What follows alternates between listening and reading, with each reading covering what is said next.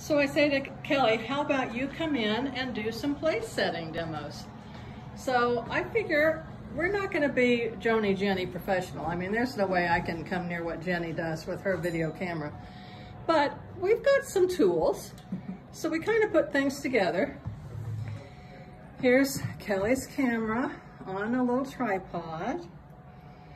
And then we have a ring light.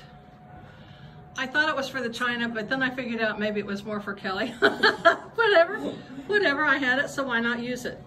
And then we're staging the table so that she can just reach out and pull in the pieces that she needs. We're actually using another piece from the side with more lighting because one of my guests said we need lights 3 ways.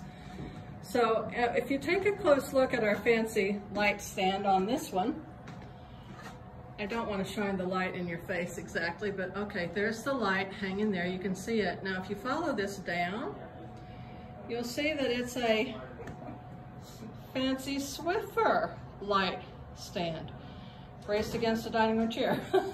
So, whatever it takes. We're flexible, we can do it, and we've been working on some wonderful videos that we'll share with you within the next few days, showing you some various table settings with some of the china that we mix and match throughout the Christmas and into the winter season.